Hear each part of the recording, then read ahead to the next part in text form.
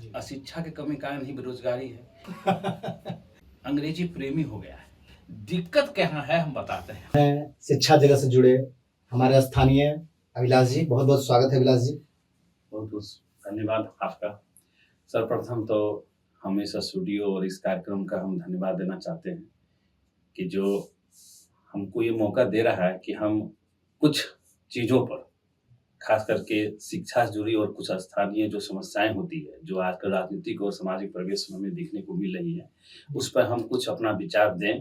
और प्रयास मेरा यही रहेगा कि जिस उद्देश्य से सर हमें बुलाए हैं, उस उद्देश्य पर हम खरा उतरे और कुछ अगर हमारे कहने से अगर कुछ भला हो या उसका क्रियान्वयन हो सके तो वो हमारे लिए बहुत सौभाग्य की बात होगी।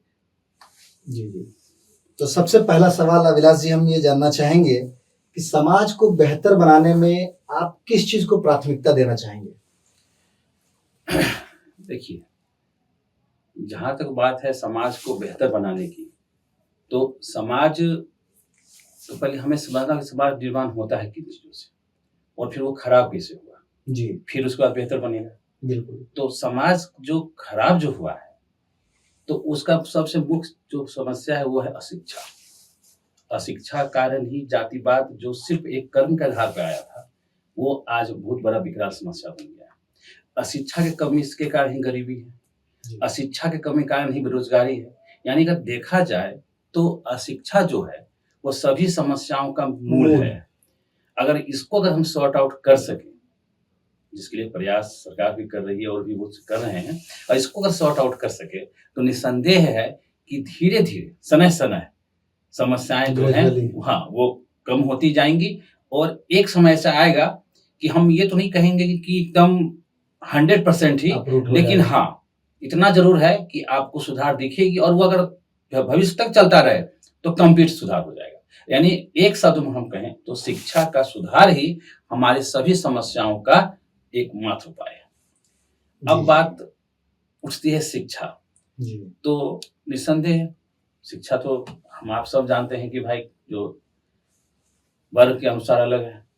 छोटा बच्चा आता है तो ABCD उसके लिए शिक्षा है, क्लास 5 का या तो कुछ थोड़ा सा उसका प्रोग्रेस किया, फिर उसके बाद IT और कंपटीशन करते हुए लोग लगे, तो वो शिक्षा नहीं है सर, वो सिर्फ एजुकेशन। हाँ वो जीविकोपार्जन जो पढ़ाई के लिए प्रोसेस, एक तरीका कि आपको हम शिक्षा दे रहे हैं, आप पढ़िए, कंपटीशन निकालिए और कमाइए और फिर खाइए, फिर अपने बच्चों को भी उसी लाइन में लगा दीजिए। केवल ज्ञान अर्जन, बस ज्ञान अर्जन कीजिए, नौकरी कर दीजिए, बात खत्म हो गया। जहाँ शिक्षा है कहाँ?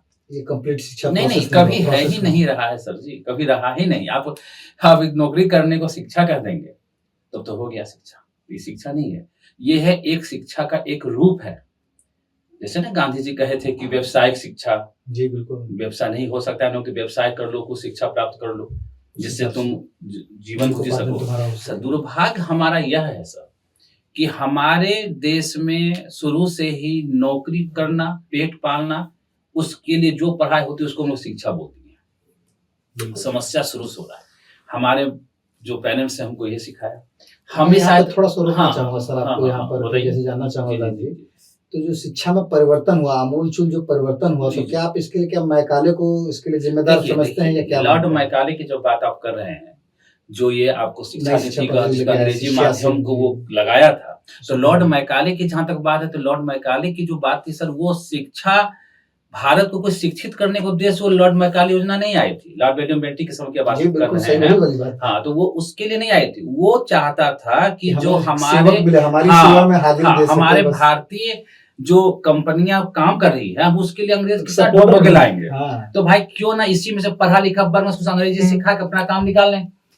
वहां तो था ही नहीं कि भाई हमको शिक्षा दो, भारतीय के प्रति उसको तो अच्छा दृष्टिकोण आ गया कि भाई इसको पढ़ाओ लिखाओ। नहीं, पढ़ाना लिखाना है, लेकिन अपने काम के लिए पढ़ाना लिखाना है, सिर्फ अपने फायदे के लिए। अगर चिंता रहता तो देश आजादी दे देता, हम लोग अपना कर लेते। लेकिन हाँ सर, इतना बात है ना, कभी कभी कहता है कि वो दूसरे चीज के लाया, फायदा हमको हो गया। फायदा क्या हो गया? इंग्लिश का नॉलेज सर। वो इंग्लिश का जो नॉलेज आज हम लोग को दे के गया, जिसके कारण हम लोग कंप्यूटर को एज एक्सेप्ट किए, और आज सिर्फ इंग्लिश और कंप्यूटर के कारण ही जो सर हमारा कंट्री है वो शिक्षा जगत में सर बहुत हाई प्रोफाइल पर पहुंच गया है, बहुत अच्छे स्थान पहुंच गया है। जिस देश में अंग्रेज नहीं गए, आप थोड़ा देख लीजिए, आप तो अपने समझदार हैं, जिस देश में अंग्रेज नहीं गए, जस्ट लाइक एग्जाम्पल नेपाल, उसकी स्थिति क्या है?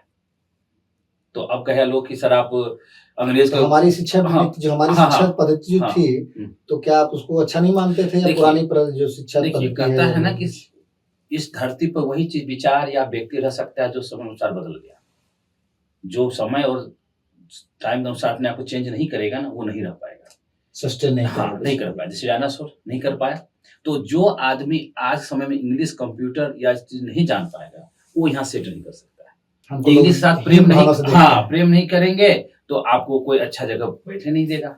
आपको इंग्लिश अगर 2 लाइन नहीं आती है, आपको अच्छा कंपटीशन नहीं निकाल सकते हैं। कोई अच्छा इंग्लिश आपका नॉलेज नहीं है, अच्छी पुस्तकें आप नहीं पढ़ सकते, इंटरनेट सर्च नहीं कर सकते हैं। आप कहीं विदेश में जाइएगा, English is must language, global language must है, बोलना पड़ेगा आपको। हिंदी में बोलिएगा तो आपका बात नहीं समझेगा। साउथ आप छोड़िए ना, दूर आप साउथ इंडिया चले जाइए ना। लेकिन सर जैसे यहाँ पे आपने जैसे भाषा की हम लोग बात की, थोड़ा सा भाषा पर हम लोग शिक्षा के माध्यम से ही, तो चाइना में तो चाइना का बहुत ज्यादा बोलबाला है और they speak English and China बोलते हैं, इंग्लिश तो बहुत कम बोलते हैं, चाइनीज बोलते हैं। तो भाई फिर भी प्रोग्रेस कर रहे हैं, काफी प्रोग्रेसिव कंट्री। चाइना की बात है, जापानीज में भी हम बता रहे हैं। चाइना की जब बात आप कर रहे हैं, तो चाइना के सोसाइटी समाज में बहुत अंतर है। क्या खास अंतर देखते हैं? चाइना में एकमात्र लैंग्वेज है मंडारिन। अच्छा, मंडारिन। हाँ, और वहाँ की भाषा जो चाइना बोल रहे हैं, और हमारे में कितनी भाषा है? बहुत सारी भाषाएं हैं। तो फिर आप कैसे कर सकते हैं कि जब हम हिंदी बोलते हैं, हम जाएंगे साउथ इंडिया, वहाँ हमको कन्नड़, तेलुगु, मलयालम, तमिल, एक अगर हिंदी रहता पूरे भारत में तो हम भी चाइना ऐसा कर लेते। चाइना का आप किसी मध्यान्ह प्रांत में चले जाइए, बीजिंग में चले जाइए, या आप किसी प्रांत में जाइए, वहाँ चाइनीज भाषा है, वहाँ मलयालम, तेलुगु से 10 गुना ही है वहाँ इस टाइप का। यहाँ हमारा तो 100 जो बहुत सारी बहुभाषी होना हमारे लिए कमजोरी है या क्या समझ रहे हैं? नहीं, हमारे बहुभाषी होना एक राजनीतिक दृष्टिकोण या शास्त्रीय दृष्टिकोण की बात करें तो ये एक उपलब्धि है, क्योंकि हमारे अंदर बहुत रंगीन मिजाज हम लोग, बहुत सी भाषा जानते हैं, बहुत चीज है, डोसा भी खा रहे हैं, बांग्ला भी सब खा सकते सब कुछ कर सकते हैं। लेकिन जब बात उठती है ना सर किसी इस चीज की, हमें समझता कौन, हम समझा पाते हैं क्या, तो उस समय थोड़ा बहुत जो है ये समस्या खड़ा कर देता है। जब एक सूत्र में बांधने की बात आती है तब तक नहीं सर, सूत्र में जब हम बांधेंगे कितने भाई, अब वो हम एक जगह कर दें तो भाषा कारण ही दिक्कत है। आज हमारी हिंदी राष्ट्रभाषा बन जाती है, लेकिन हम हिंदी हमारी राजभाषा है। राजभाषा क्यों? और आज भी देखिए राजभाषा ही रहेगा। और भारत आजाद हुए पर 47, लेकिन वो राष्ट्रभाषा नहीं बना, राजभाषा नहीं बनता। हाँ, ऑफिशियल लैंग्वेज रह गया हिंदी और इंग्लिश। राजभाषा क्यों नहीं बना? क्योंकि पूरे राष्ट्र के लोगों का उस समर्थन उनको नहीं था। बिल्कुल, लोग कहा भाई हिंदी तो 4-5 स्टेट बनता है, नॉर्थ इंडिया बोलता है, हम हिंदी क्यों बोले?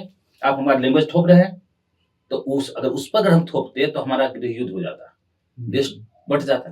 तो बात है शिक्षा की सर, तो हम शिक्षा पे थे ना, 2 बैठे हम उसको बोल देते हैं कि जब हम शिक्षा पे थे तो देखिए सर, इंग्लिश हो या हिंदी हो, आज की जो शिक्षा है सर वो हो गई जीविकोपार्जन, कि मेरा बेटा ऐसा शिक्षा प्राप्त करे कि 20-25 साल में नौकरी करके कमाने लगे। उसको समझ हो या ना हो, देश दुनिया के बारे में पता हो या ना हो, मैटर नहीं है। मैटर है कि वो कमाए जरूर, और खासकर सरकारी नौकरी। तो सरकारी नौकरी अब तो भाई कमाएगा तो इंग्लिश जरूरी है। और थोड़ा सा हमको लग रहा है कि कुछ पेरेंट्स भी होते हैं इनसिक्योर हैं सर, हम लोग सब चीज जानते हुए भी बच्चे को प्रेरित करते हैं नौकरी के लिए। कोई व्यवसाय करेगा, अरे उसमें घाटा लग जाएगा, तुम कहाँ फंस रहे हो यार, चलो करो।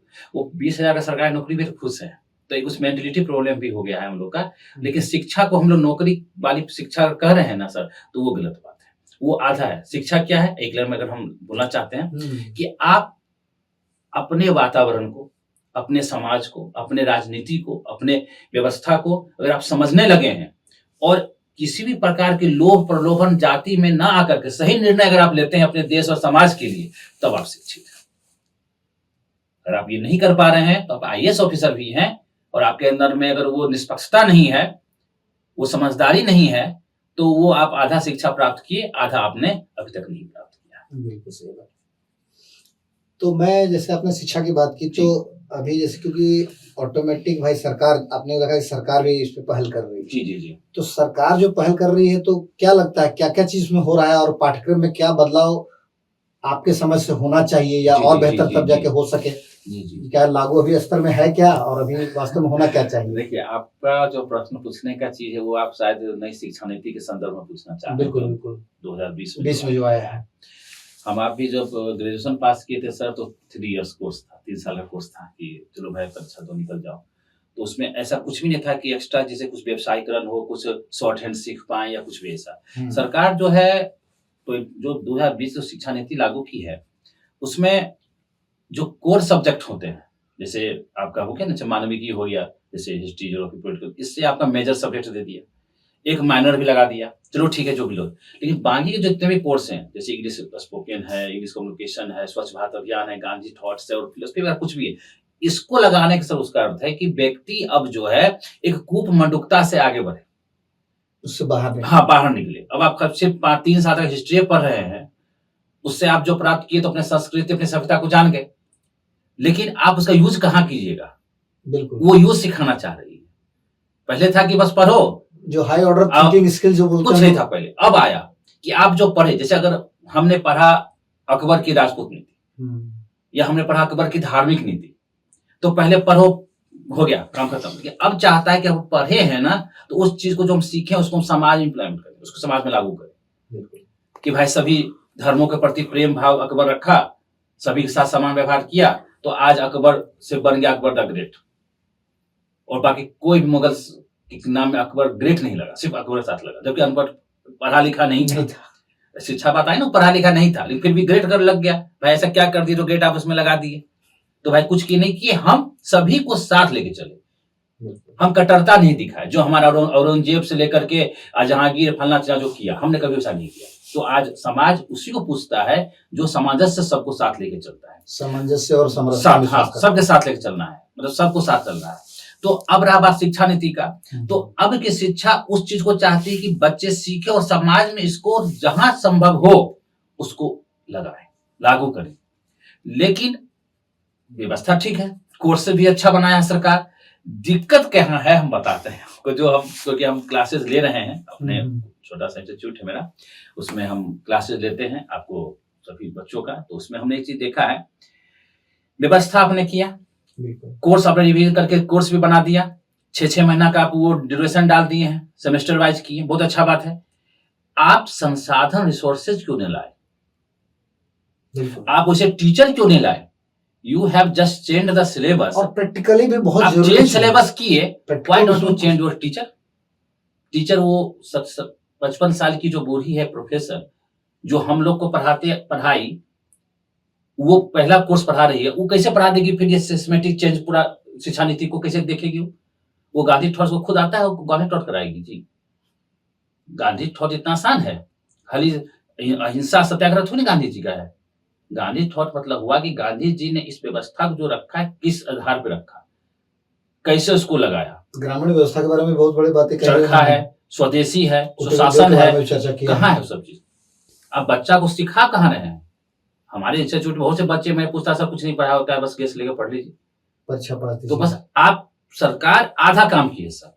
अच्छा शिक्षा नीति है, कोई डाउट नहीं है उसमें। मेरा एक छोटा सा यहाँ पर प्रश्न मैं यहाँ डालना चाहूंगा, दर्शकों को आप बताएं कि जैसे जो फेल नहीं करने की जो नीति आई, फेल नहीं करना, ये कहाँ तक सार्थक है? मुझे नहीं लगता कि थोड़ा मुझे इसमें कुछ कमी महसूस होती है। फेल नहीं करने की नीति जो है ना सर, वो राजनीतिक है। सब बच्चा पास, सब बच्चा पास कर दिया, आप सबको पास कर। राजनीति क्या है कि हमारे देश में 7 वर्ष से ऊपर पढ़ने वाले, अंकगणितीय क्षमता वाले और लिखने वाले बच्चों को साक्षर कहा जाता है। वो साक्षरता में आ जाते हैं, लिटरेसी परसेंटेज में नाम आएगा।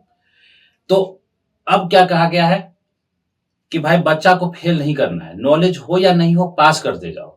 यानी जब आंकड़े की बात होगी, जो आंकड़े लिखे जाएंगे कि भाई बिहार में कितना परसेंट आदमी ग्रेजुएशन पास है, तो उसमें वो बच्चा भी शामिल हो जिसको 32%, 28% आ रहा था, जो कि नियम है फेल नहीं करना है, उसको 32-34 करके पास कर दिया, वो भी पास में आ गया। दिखाने के लिए बिहार में इतना ग्रेजुएट है, इतना इंटर पास है। लेकिन आपको सर लगता है जो ऐसा बच्चा किसी भी सिस्टम में सेट कर पाएगा?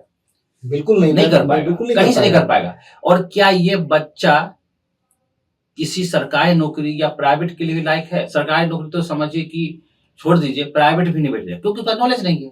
और हम आप जब अपना व्यवसाय खोलेंगे तो क्या हम वैसे बंदे को लेंगे? ऐसे व्यक्ति को स्वीकार ही नहीं करेंगे। सिर्फ राजनीति स्वीकार करती है वैसे आदमी को, क्योंकि उनको वोट बैंक चाहिए ना। राजनीतिक व्यक्ति ही वहां स्वीकार कर लेते हैं।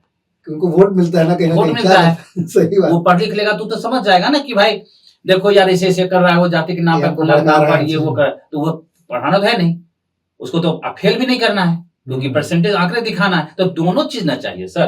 तो ये चीज तो है, एक तरह से ये है जो है बच्चों का भविष्य ठीक है बनाते बनाते बिगाड़ना है, ये चीज दिखा रहा है। दिखावा में परसेंटेज है, पास कर गए, लेकिन आज वो किसी लायक नहीं है। फिर वो कहाँ जाएंगे बच्चे, मैं बताता हूँ, ट्रेन में भरा भरा के जो जा रहा है गुजरात, जो जा रहे हैं अहमदाबाद, आप जाके देख लीजिए सर, उसमें आपको वही दिखेगा। इसको हम लोग बोलते हैं पढ़े लिखे बेरोजगार। प्रच्छन्न बेरोजगारी शब्द आता है ना कभी कभी, ये दिखने में लगता है काम कर रहे हैं लेकिन पीछे कुछ काम है ही नहीं। तो उस समय यही सब व्यक्ति हैं और इनकी स्थिति ज्यादा खराब है, क्योंकि जो गरीब है वो तो समझ गया कि हमको तो भाई कुछ उपाय नहीं है, हम तो वो माँ बाप का व्यवसाय पकड़ लिया, कुछ ना कुछ सीख लिया। ये तो पढ़ते रह गया ग्रेजुएशन 20-22 साल तक, अब प्राप्त हुआ कुछ नहीं। अब क्या प्राप्त हुआ, ना इधर के हैं ना इधर के हैं। अब पास भी हो गए ना, सरकार तो पास भी कर दी है। अब आप मार्केट में घूम रहे हैं, कहीं आपको पूछे आप डॉक्यूमेंट्स लेके जाएंगे कितना भाई 34-35, नहीं नौकरी नहीं मिलेगा। अब बताइए, तो फ्रस्ट्रेशन में लड़का क्या करेगा, या तो अपराधी बनेगा या आत्महत्या करेगा, या फिर वही काम करेगा जो नहीं पढ़ता तो फिर भी कर सकता था, तो पैसा तो बेकार फंसा लिया था ना। तो ये समय भी बर्बाद किया, सबसे बड़ी बात समय टाइम वेस्ट गया ना। अब आप कहीं के नहीं है, बैक नहीं है, इसमें रिवर्स गियर नहीं है लाइफ। अच्छा, एक चीज मैं कहना चाह रहा था, क्या एक आइडिया जैसे बात कर रहा हूँ, कुछ बच्चों को मैंने कभी कभी देखा है टीवी पे या न्यूज के माध्यम से मुझे प्राप्त हुआ कि इन्होंने 8 वर्ष में ग्रेजुएशन कर लिया या इस तरह का 12 वर्ष में कर लिया। ये कैसे संभव हो पाता है ये चीज, देखिए इसके बारे में बताना चाहेंगे? तो हमसे थे या कुछ और भी हम नाम सुने हैं, तो उसमें देखिए कुछ बच्चे क्या होते हैं जैसे गॉड गिफ्टेड होते हैं, कुछ उसका IQ जो लेवल होता है ना वो बहुत हाई होता है। वो लोग जैसे कि उम्मीद रखा जाता है कि सामान्य बच्चा 1 साल में जो सीखेगा वो मतलब 3 महीना में सीख गया। तो ऐसा बच्चा का जो दिमाग मिसयूज ना हो टाइम वेस्ट करने के चक्कर में, तो सरकार का ये नीति है कि वैसे बच्चे जो अपने IQ लेवल में इतना आगे हो चुके हैं कि वो 10th लेवल का वो क्लास 5 में सीख जाए या ग्रेजुएशन को वो 10th में कंप्लीट कर ले, तो उसका मस्तिष्क और उसके आयु का लाभ उठाने के लिए सरकार जो है उनको मतलब अपने नियम से हटकर अपवाद में उनको कम उम्र में ही जो है वो आदेश दे देती है कि आप मैट्रिक दे दीजिए, चाहे इंटर कर लीजिए, चाहे ग्रेजुएशन जो भी कर लीजिए। कुछ इसके लिए कुछ कौन सा साइट वाइट या कुछ इस तरह का है क्या, कुछ ध्यान में इस तरह का अगर आपको? भारत सरकार का शिक्षा पोर्टल जगत की बात देख लीजिए, निस्संदेह होगा, और उन बंदों की एग्जांपल्स भी उसमें होंगे जो ऐसा किए हैं। वही चीज हमारे दिमाग में आता था कि यार ये कैसे संभव है। कोई बच्चा हमको लगता है यार टैलेंटेड है, हम समझ नहीं पा रहे कि हाँ ऐसी चीज है। इसको आप ऐसे समझिए कि जैसे हमने ऑफिस में एक प्यून रखा, लड़का यहाँ लिखा लड़का प्यून रखा, वो लड़का प्यून का काम कर रहा है, कलर का भी काम करना जानता है। अब मान देखे कि कभी लड़का वो अंग्रेजी में कुछ लिख रहा है, भाई तुम क्या करते हो, अंग्रेजी जानते हो, चलो भाई ठीक है तुम प्यून का काम छोड़ो, तुम जो है अपग्रेड कर, कल से तुम ये काम करो। अब देखे तो कंप्यूटर भी जानता है, अब तो धीरे धीरे जानेंगे उसके बारे में।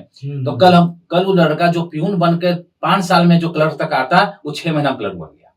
तो हमने क्या किया, उसको क्या फायदा हुआ आई डोंट नो, हमने उसका फायदा उठाया अपने लिए कि भाई लड़का जो कम पैसा में ही सीख रहा है, हम बाहर से जो सीखेंगे हायर करेंगे, उसको ट्रेनिंग देंगे, जो पढ़ाया हमको मिल गया।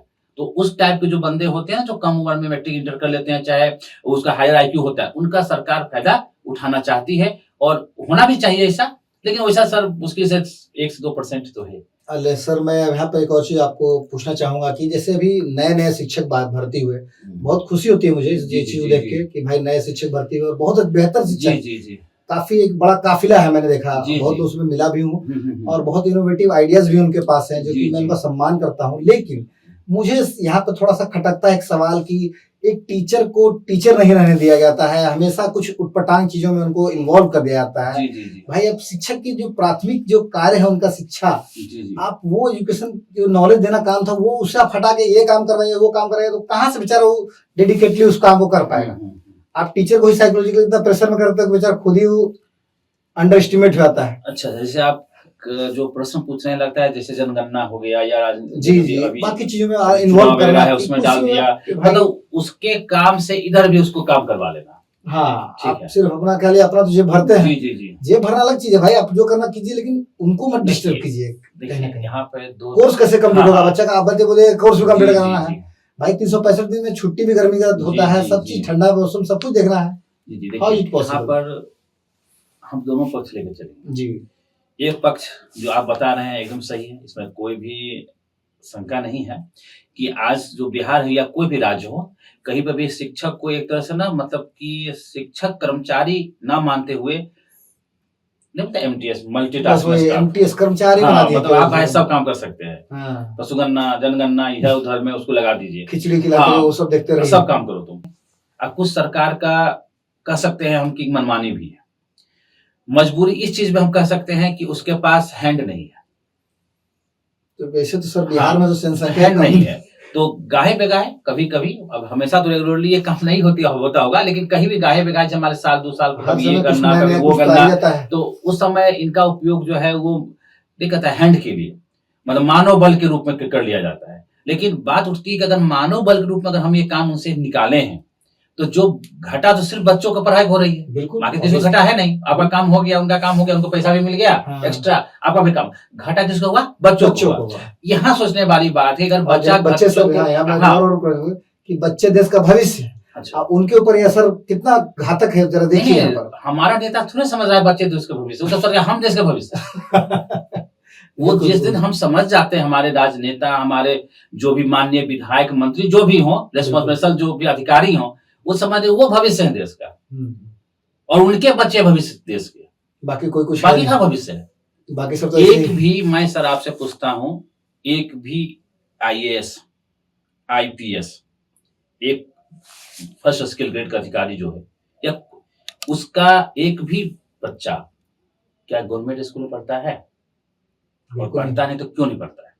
जब वो हमारे राजनेता हो चाहे अधिकारी हो, क्या कहते सक्षम अधिकारी, वो ये दावा करते हैं कि अब सब सुधर गया है, तो भेजिए भाई, सब अच्छा हो गया है, अच्छे टीचर आ गए हैं, तो सब अच्छा हो गया, तो फिर आपका बच्चा इसमें